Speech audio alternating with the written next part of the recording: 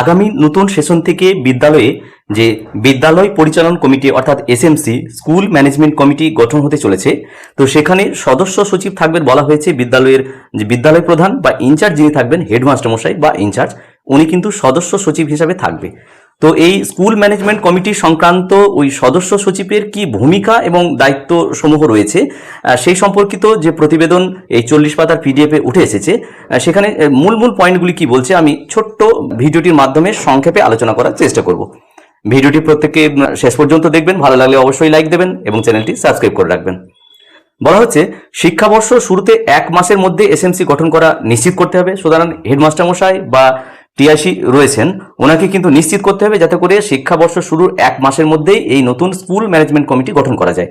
তার জন্য প্রথমে কি করতে হবে, বার্ষিক সাধারণ যে মিটিং অর্থাৎ অ্যানুয়াল জেনারেল মিটিং এজিএম ডাকতে হবে এবং শিশুদের পিতামাতা অভিভাবকদের মধ্য থেকে নির্বাচনের মাধ্যমে যে সদস্য নির্বাচন হবে সেইটির জন্য যে অ্যানুয়াল জেনারেল মিটিং অর্থাৎ এজিএম সেটি কিন্তু নিশ্চিত করতে হবে হেডমাস্টার মশাইকে 1 মাসের মধ্যেই এটা যেন গঠন করা যায়। এবং এটা নিশ্চিত করতে হবে হেডমাস্টার মশাইকে বা টিআইসি যিনি থাকবেন যে 50% পিতামাতা যেন অবশ্যই উপস্থিত থাকেন, না হলে কিন্তু এই সাধারণ মিটিং ফলপ্রসূ হবে না এবং সদস্য মনোনয়ন যে বিষয়টি কিন্তু ত্রুটিপূর্ণ হবে। সুতরাং 50% যেন অভিভাবক ওই দিন উপস্থিত থাকেন যেদিন নির্বাচন হবে।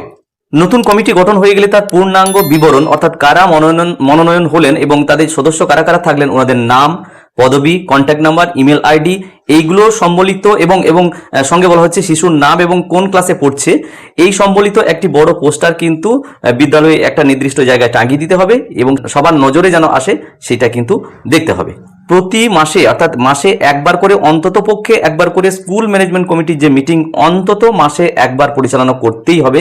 বলা হয়েছে 1-এর অধিক হতে পারে, বলা হয়েছে অন্তত অ্যাটলিস্ট 1। হেডমাস্টার মশাইয়ের অন্যান্য কাজ রয়েছে যে অন্তত পক্ষে প্রত্যেকটা মিটিংয়ে 50% যেন মেম্বার উপস্থিত থাকেই এটা কিন্তু নিশ্চিত করতে হবে। প্রতি মিটিংয়ে প্রতি মাসে যে অন্তত একবার মিটিং হবে সেই মিটিংয়ে কিন্তু ওনাকে নিশ্চিত করতে হবে হেড অফ দ্য ইনস্টিটিউট বা হেডমাস্টার মশাই যিনি থাকবেন অন্তত পক্ষে 50% যেন কোরাম ফিলাম হয়, যেটাকে বলা হয়, অর্থাৎ সদস্যরা কিন্তু যেন উপস্থিত হয় সেই রকমভাবে তাদেরকে আহ্বান করতে হবে। আলোচ্য সূচি অর্থাৎ এজেন্ডা কি কি থাকবে সেই এজেন্ডাগুলোকে লিপিবদ্ধ করে রাখার দায়িত্ব অবশ্যই প্রধান শিক্ষক মহাশয়ের, কারণ যেদিন মিটিং হবে সেদিন মিটিংয়ে যেন এই আলোচ্য সূচি ধরে ধরে যেন এই মিটিং গঠন করা যায়।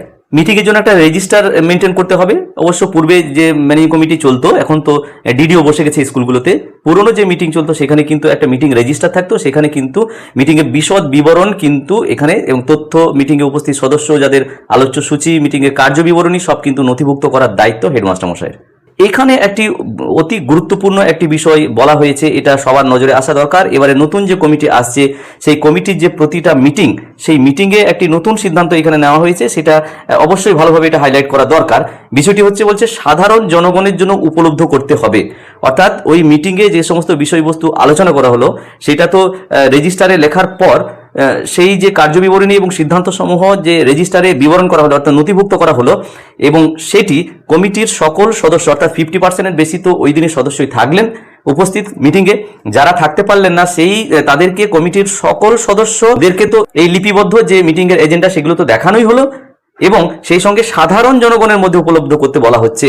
অর্থাৎ ধরা যাক 1000 স্টুডেন্ট সম্বলিত কোনো স্কুল, সেখানে 20 থেকে 25 জন গার্জেন প্রতিনিধি রয়েছেন, ওনারা বাকিদেরকে তো দেখাতেই হবে এবং ওই 1000 স্টুডেন্টের বাকি যে সমস্ত অভিভাবক রয়েছে সেই সাধারণ জনগণের জন্য যেন এই লিপিবদ্ধ কি কি মিটিংয়ের সিদ্ধান্ত হয়েছে সেটা যেন সাধারণ জনগণের জন্য উপলব্ধ করা যায়। এটা একটা গুরুত্বপূর্ণ দায়িত্ব এবং কর্তব্য ওই বিদ্যালয়ের সংশ্লিষ্ট বিদ্যালয়ের হেডমাস্টার মশাই বা টিআইসি যিনি রয়েছেন ওনার কিন্তু এটা দায়িত্ববোধের মধ্যে পড়ে যে মিটিংয়ে যে সমস্ত সিদ্ধান্ত হয়েছে সেটা নথিভুক্ত করার পর সাধারণ জনগণের জন্য যেন উপলব্ধ করা হয়।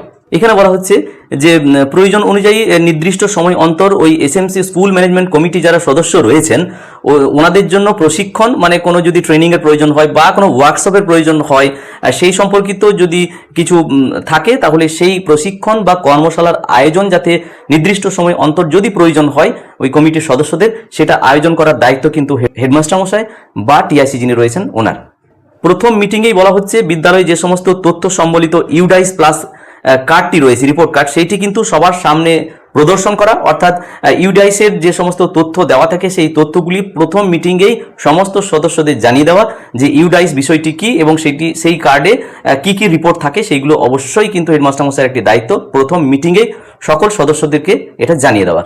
সেই সঙ্গে বলা হচ্ছে যে এখানে ব্লক বা উচ্চ পর্যায়ের আধিকারিকদের যে সমস্ত নির্দেশ দেবেন সেই মানে স্কুল পরিচালনা সংক্রান্ত সেই নির্দেশকে যথাযথ পালন করার দায়িত্ব হচ্ছে হেডমাস্টার মশাইয়ের বা টিআইসি যিনি রয়েছেন ওনার কিন্তু দায়িত্বের মধ্যে পড়ে যে এসএমসির মিটিং গঠন, অভিভাবক বা অভিভাবকদের মধ্য থেকে সদস্য নির্বাচনের যে প্রক্রিয়া, মনোনীত সদস্যের অন্তর্ভুক্তি এই সম্পর্কিত বিষয়ে জেলা বা ব্লক পর্যায়ের আধিকারিকদের যে ধরনের নির্দেশিকা থাকবে এবং আদেশ থাকবে সেগুলি যথাযথ পালন করা।